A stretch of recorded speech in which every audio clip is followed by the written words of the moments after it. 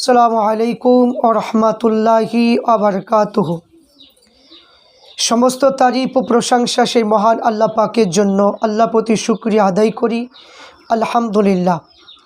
তারপরে পরে যে নবীকে সৃষ্টি না করলে বিশ্বজগতে কিছু হতো না, সেই নবীর প্রতি লক্ষ কোটি দুরুদ এবং সালাম শান্তির ধারা বর্ষিত হোক, অর্পিত হোক, আল্লাহুম্মা আমিন। আজ আমি আপনাদের সম্মুখে আলোচনা করব। আপনারা প্রত্যেকেই জানেন এটা আরবি মাসের যে একটা মাস আমাদের কাছে উপস্থিত হয়েছে, যে মাসটার নাম হচ্ছে রজব মাস। এই রজব মাস উপস্থিত হয়েছে। এই রজব মাস উপস্থিত হওয়াতে অনেকে ভাবছেন যে এই মাসে মানে কি প্রথম তারিখ থেকে রোজা করব না কবে করব। অনেকে হয়তো রোজা রাখছেন, অনেকে হয়তো রোজা করছেন।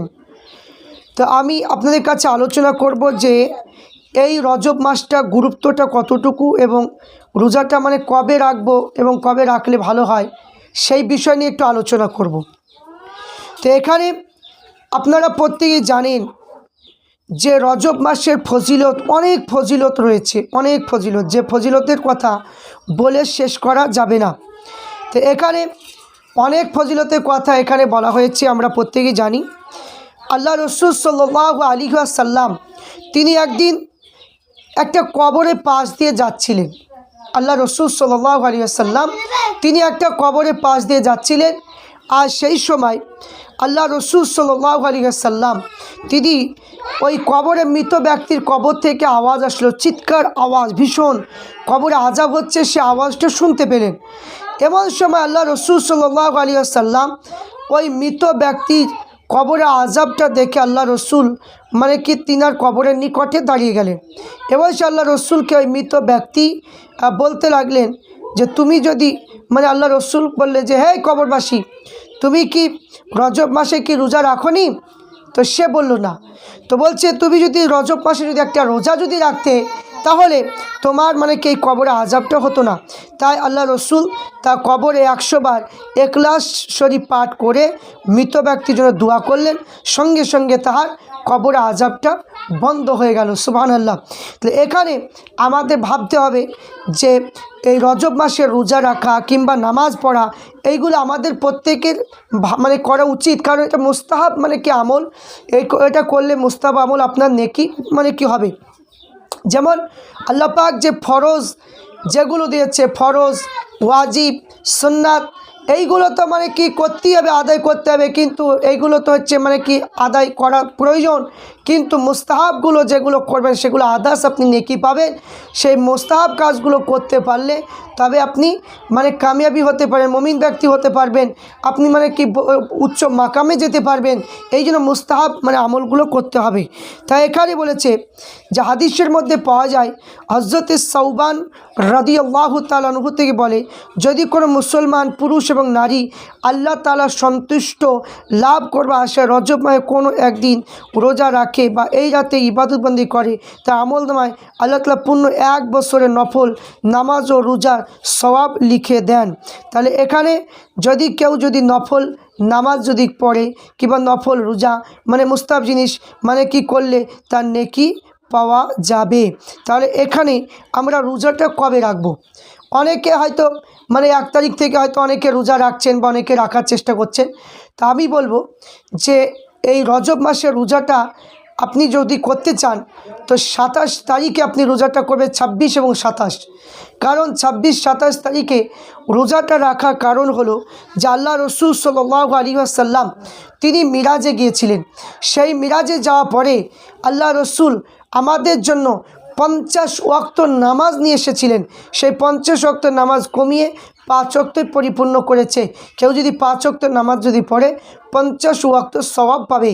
এই জন্য সেই 26 এবং 27 তারিখ সেই দিনটায় রোজা আমরা প্রত্যেক বছরই রাখি এবং প্রত্যেক বছরই রেখে যাব। তাই আমি প্রত্যেককে বলবো যারা হয়তো এই 1, 2, 3 তারিখে যারা রোজা রাখছেন মানে কি বলবো যে 26-27 তারিখে এই দুটো রোজা করতে পারলে সবচাইতে ভালো হয়।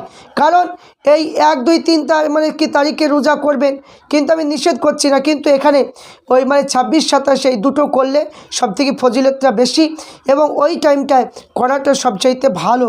কারণ এখানে প্রত্যেকটা মানে কিতাবের মধ্যে পাওয়া যায় যে আপনার যে প্রত্যেকটা কিতাবের মধ্যে এসেছে যে আপনার যে ওই তারিখে দিনে রোজা মানে রাখাটা একদমই মানে কি ভালো বলে মানে কি যে এখানে কিতাবের মধ্যে পাওয়া যায় ওই দিনটা রোজা রাখাটা সবচেয়ে ভালো। কারণ আপনার যদি ওই দিনে ইবাদত বান্দি করেন, কারণ 26 তারিখ মানে কি আল্লাহ রসুল মিরাজে গিয়েছিলেন, এই জন্য আপনার যদি সেই তারিখটায় যদি ইবাদত বান্দি যদি করেন তাহলে খুবই ভালো হয়। তাহলে মানে যেমন মানে কি কিছু কিছু উদাহরণ আপনাদের কাছে মানে কি কিছু কিছু কিতাবের কথা আমি বলবো, যে কিতাবগুলোর মধ্যে এইগুলো পাওয়া যায় যে রজব বা 27 তারিখে মানে কি যে এখানে রোজা কিংবা ইবাদত করলে কি হয়। ইমাম বাইহাকি তিনার কিতাবের মধ্যে লিখেছেন যে 27 রজব রাতে জেগে ইবাদত ও দিনে রোজা রাখা মুস্তাহাব, কিন্তু এই রাতে নফল বন্দেগী আল্লাহ পাকের রিজামন্দি হাসিলের ক্ষেত্রে গুরুত্বপূর্ণ ভূমিকা এবং রাখে। তাই তিনি এখানে যে সালমান ফার্সি রাদিয়াল্লাহু তাআলা হাদিস বর্ণনা করেছে ইমাম বাইহাকি তার ফাদাইল আওকাত কিতাবের মধ্যে এসেছে। তিনি বলেছেন রসুল পাক বলেছেন যে রজব মাসে একটা দিন একটা রাত রয়েছে, যে এক মানে ব্যক্তি এই দিনে রোজা রাখবে, এই রাতে নফল নামাজ পড়বে, 100 বছর রোজা রাখলো, 100 বছর নফল নামাজ পড়লো, সুবহানাল্লাহ, সেই রাত হলো 27 রজব।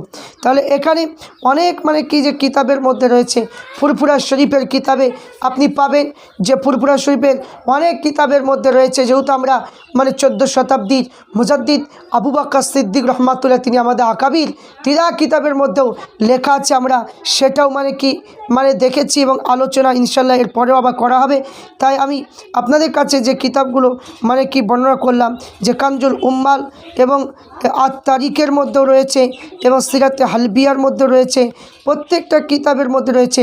হযরতে আবু হুরাইরা রাদিয়াল্লাহু তাআলা আনহু মাওকুফ রূপে বর্ণনা করেছে যে ব্যক্তি রজব মাসে 27 দিন রোজা রাখবে, আল্লাহ পাক তার 60 মাস রোজা রাখার সওয়াব দান করবে।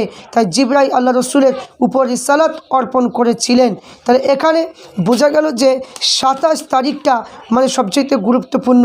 তাই বড়পীর আব্দুল কাদের জিলানী তিনি গুনিয়াতুত তালিবিনের মধ্যে লিখেছেন এবং অনেক কিতাবে লেখা আছে, ইনশাল্লাহ তার মানে আলোচনা আপনাদের কাছে আবার করব যখন মানে 26-27 যখন নিকটে আসবে, অবশ্যই আপনাদের কাছে আবার দলিল ভিত্তিক অবশ্যই আলোচনা করব।